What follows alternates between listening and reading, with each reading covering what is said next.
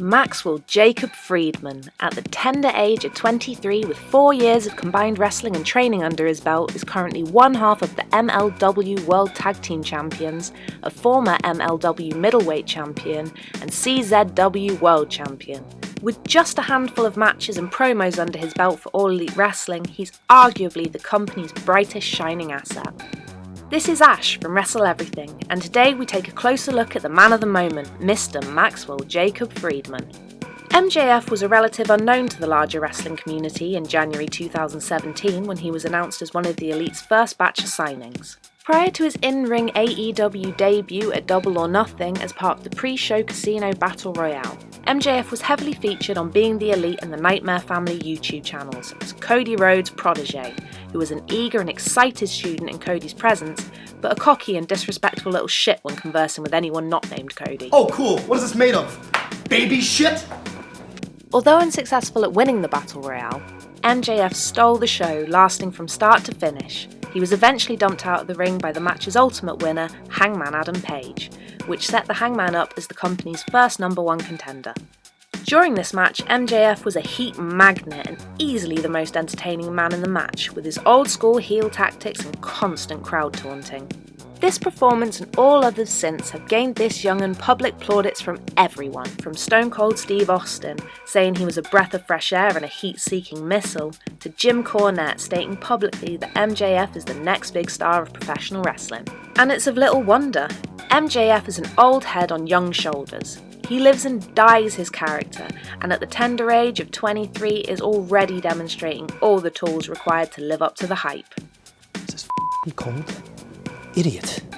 MJF is a highlight of everything he's been part of, from stealing the show at the Battle Royale to his unwavering mic skills in the face of a legend, his confrontation with Bret Hart being truly jaw-dropping. His pre-match promo at Fyter Fest was a lesson on how to understand and destroy your audience. That mother of yours whose basement you live in, she swallows, so... And he has been the highlight of all Elite social media since he arrived. So what's next for MJF? At the Fyter Fest pay-per-view, Cody, following a grueling bout with Darby Allin, would be savagely attacked by his former friend Shawn Spears with a chair shot that was as savage as it was tough to watch. This led to an emotionally charged angle between Rhodes and Spears, with Spears aligning himself with a new mentor, Four Horsemen founder and longtime Rhodes family botherer, Tully Blanchard. Following Spears' attack at Fyter Fest, MJF, as the best friend of Cody, was the first one to the ring, visibly seen to help Cody to the back following this attack, and was later shown backstage being held apart from Spears, showing a new, loyal side to MJF. Could it be the kid who was better than us all and knew it, was willing to throw down and put himself in danger for the sake of his best friend? It's doubtful. On the road to All Out Episode 3, presented on the Nightmare Family YouTube channel, MJF gave a sit-down, single-shot promo to address the situation between his new best friend and his best friend's former friend. Shawn Spears.